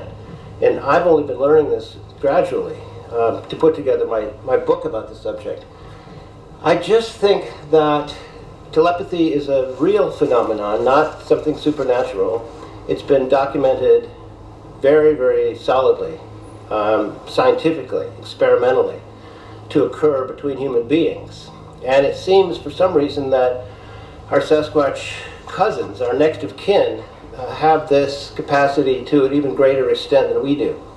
And it manifests itself in these kind of encounters that are laid out throughout this documentary. Oh, one more that really sticks with me is when Deanna was called down to the river when she was only 2.5 or 3 years old. And that she later reported that she heard a voice saying, come down to the river and play. You know, and she says that it was a Citonga that was only her age, but as large as her father. Just wonderful detail. This kind of appeal to a child to come out of its context and come play is also very common. And a lot of the testimonials that I've been gathering include very similar kinds of memories from childhood.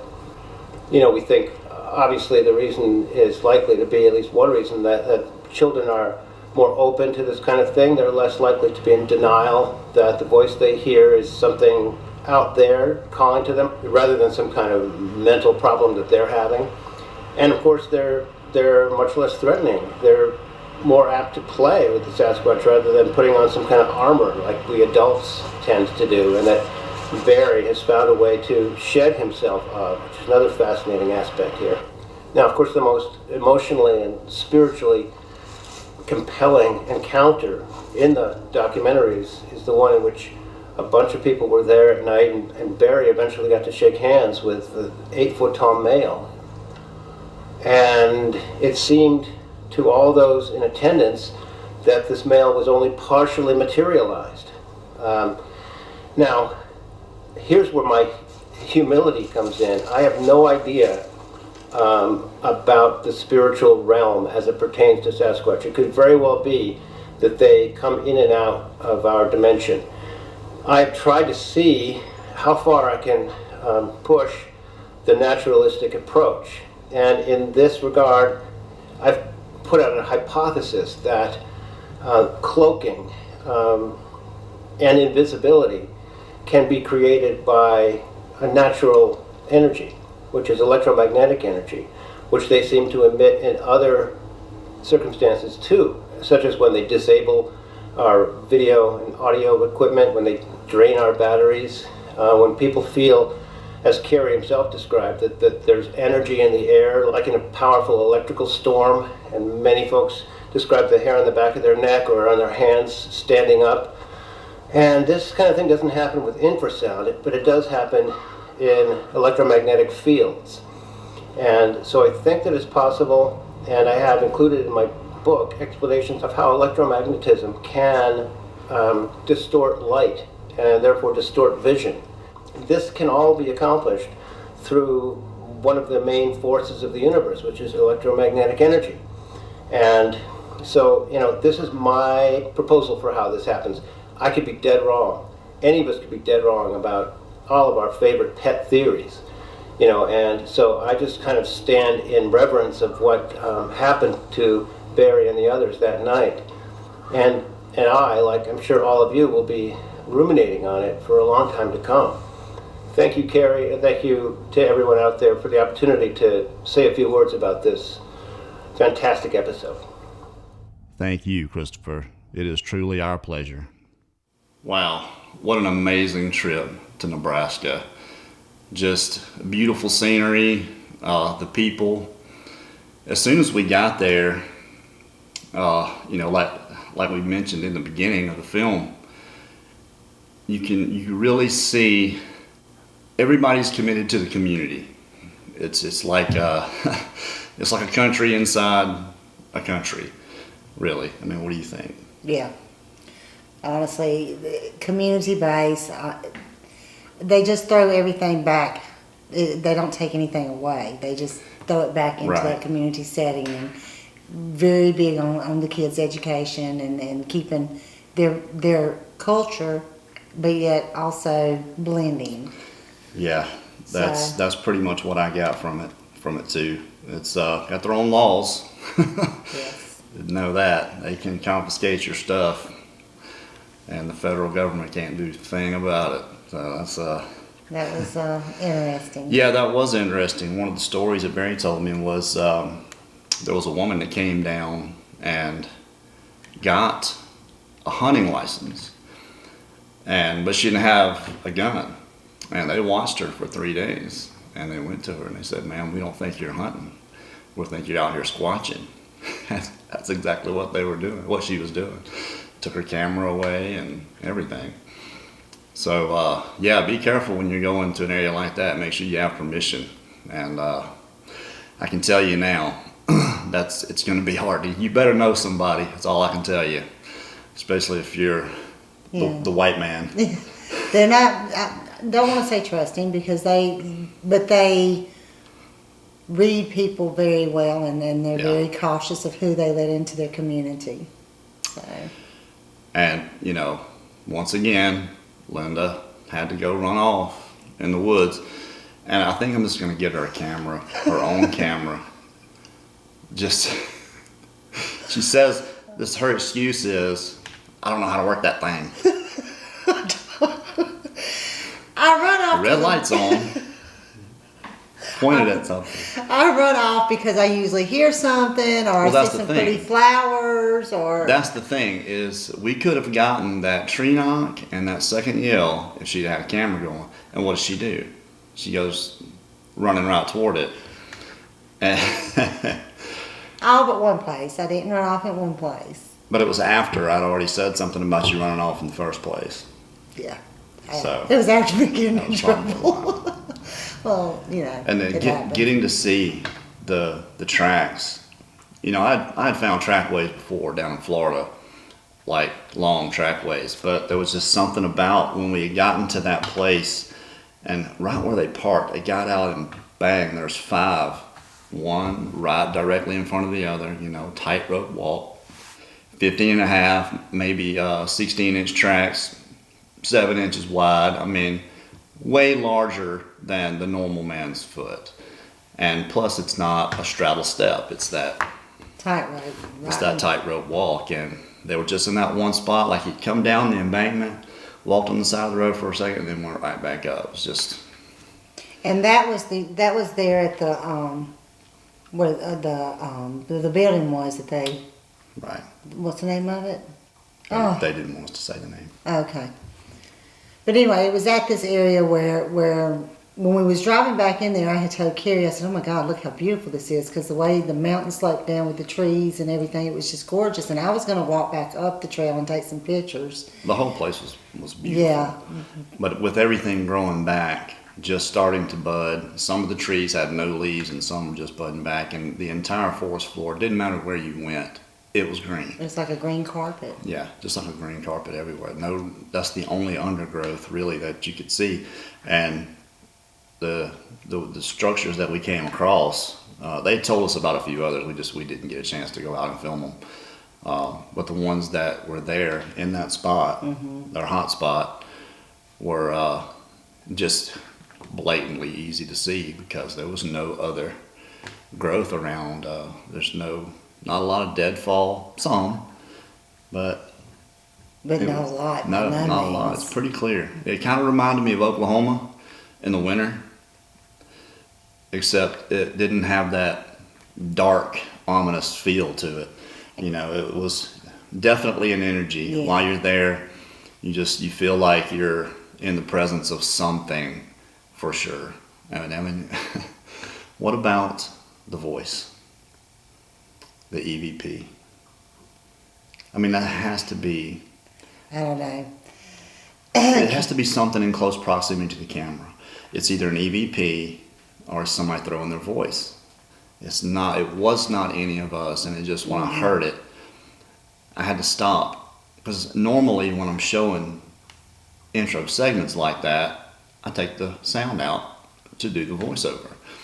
But for that one, as soon as I turned it on, I heard that. I was like, what is that? Go back through it, and I'll tell you.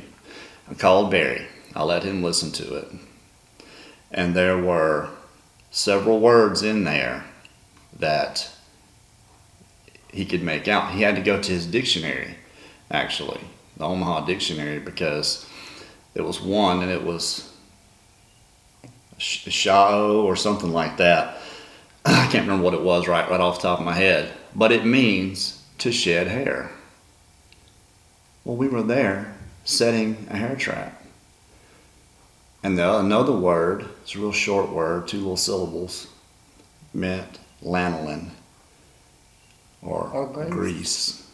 And I mean, we were putting grease on the tree to catch hair. It just went together with it. But, you know, as close as Berry and Rich were, Linda was way behind me, as usual. But I didn't hear that. And nobody was talking. I heard the yell in the distance.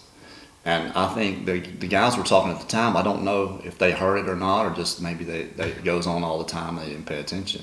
And I was behind you. I heard that one too. But then the one behind me is where I went off walking to. Right. That was on the way out. Yes. And the other yell, when we were on the road filming the segment there in the corner, you weren't there for that. Right. That was loud.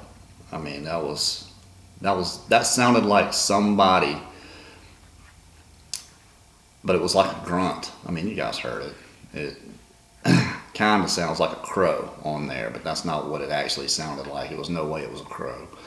It was, so when Berry started talking, they yelled, and just crazy stuff. I mean, a lot of energy in that place for sure. They want us to come back and do it every year. So I'm thinking, well, whatever they get for the year, they run about an expedition about every 6 weeks. Hopefully they'll have plenty. I told them make sure you record stuff and get it better, but you know they don't take cameras and record. It's not what they're doing really. They'll take pictures and stuff if they can.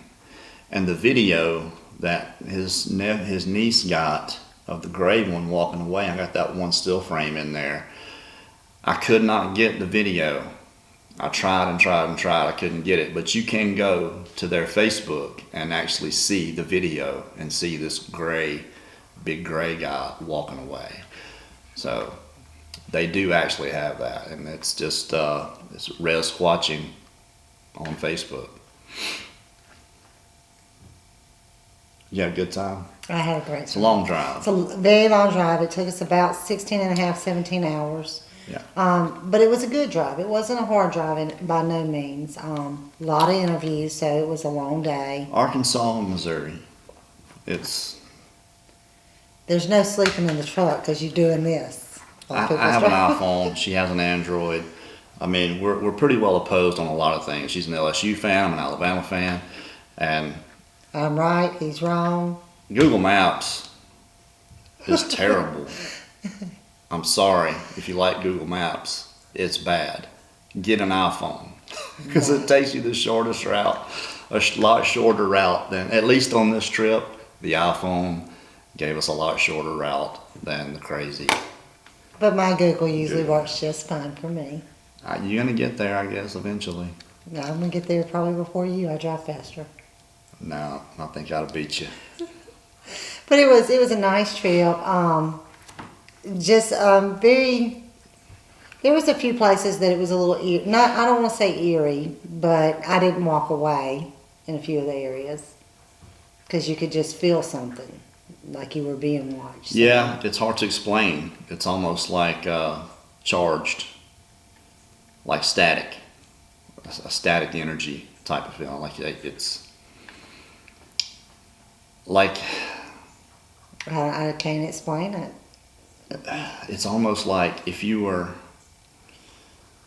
I don't want to say a tingle or a tickle, but I mean that would kind of explain the feeling like you were getting charged up to be shocked, or if lightning was about to strike you and you felt this energy build up. I've never been struck by lightning, but I have heard people talk about it. Yeah, I guess that. I mean, it just wasn't scared, wasn't, never felt threatened or anything. You just had this feeling that you needed to stay in one place. You didn't need to be walking all around, is the type of feeling I had. Yeah, I didn't want to get away from the crew, from Berry or anybody that we were out there with. In that one area. And those guys that camped out, that was kind of funny. What happened with the horses. Yeah. He's telling this story, and when I first heard the story, I made him tell it again so I could get it on camera. But when he first told it, my jaw's on the ground, and he's making this sound like it's a dog man with the ears and the long face, and I'm like, something's wrong with this guy.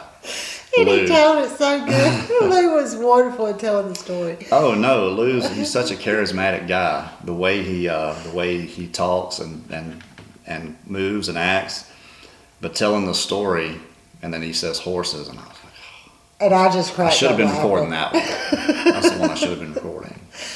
But yeah. And then John's good at picking out detail, and he had actually gotten a few pictures, but I didn't get them from him. So we didn't get to see those. But I mean, I think they might have been, to the normal person that doesn't look into this a lot, they probably would have been a bit ambiguous anyway. Which most every picture of a Sasquatch, Bigfoot, Citonga, for anybody on the fence or that doesn't believe is going to be ambiguous nonetheless. Mm-hmm. But some of the footprint evidence that they have, and they don't take a lot of pictures of footprints, and you're talking to them, they're like, that's a dime a dozen, we step over them, and we found some, so I mean I tend to want to believe that. Well, and you got to think, I mean, these guys go in the woods day or night, no weapons, no cameras, they just go in there. That's it. And most of the time. I mean, they do bring cameras, but they said, if we're going to interact with them, we have to leave the cameras in the truck. It's simple as that. So I would tell anybody, especially with the approach that they have, the respect, humility, humble yourself, and pray. That seems to work. That was one thing they did before they said their prayers before every time they went out. Yes, there was definitely a lot of praying. And I mean, most of you that know us, you know that we separate ourselves from the paranormal, the cloaking, portal stuff. But when I heard this one, and then everyone else talking about it. And it was just the way it clicked, the way they, whether it was Citonga or not, they saw something. There was something there. And you can just, you just watched it. So you guys know what I'm talking about. So I was not uncomfortable putting that in the video for you guys to see, because they experienced something. No matter what it was, they believe it's Citonga. We have no reason to doubt any of that. So we did put that in here.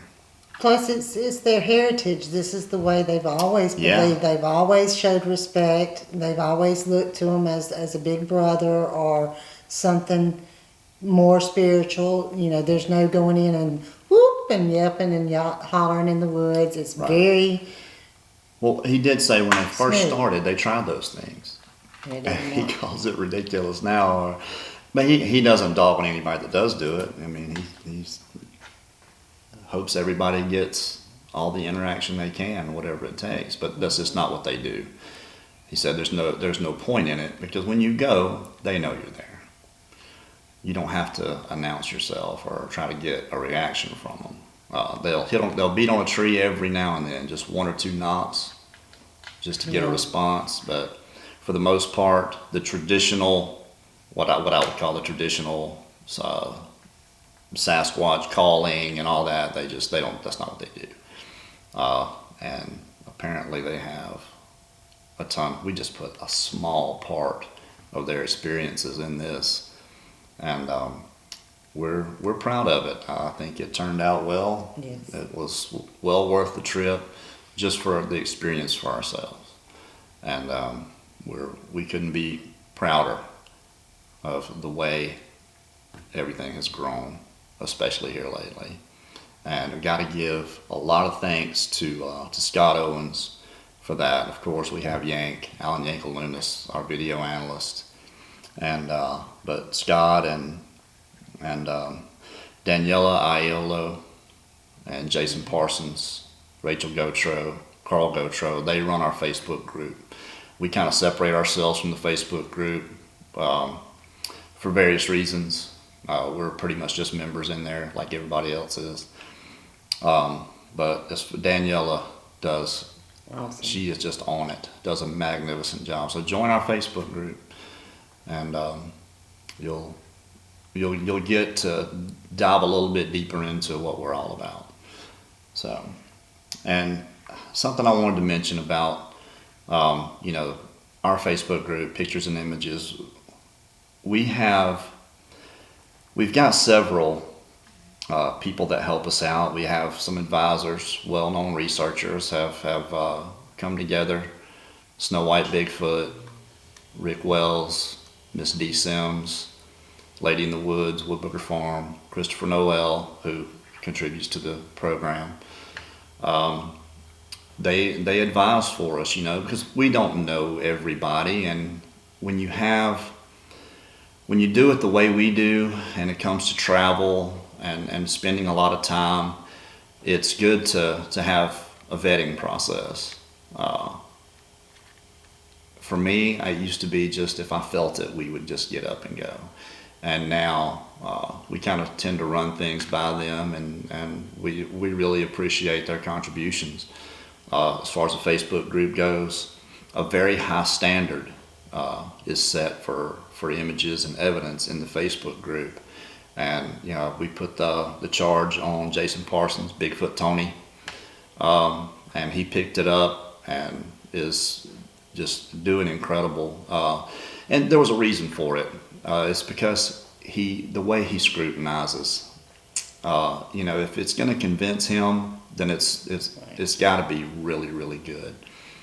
So we thank him and Daniela and just everybody that helps out with the show. It's just great. It's Absolutely, because we could not do it all. Between the filming, the traveling, and the editing, and the Facebook, there's no way we could, because we do have real jobs too. So still, we appreciate everything y'all do to help out. So, well, been a busy 2 weeks. It has.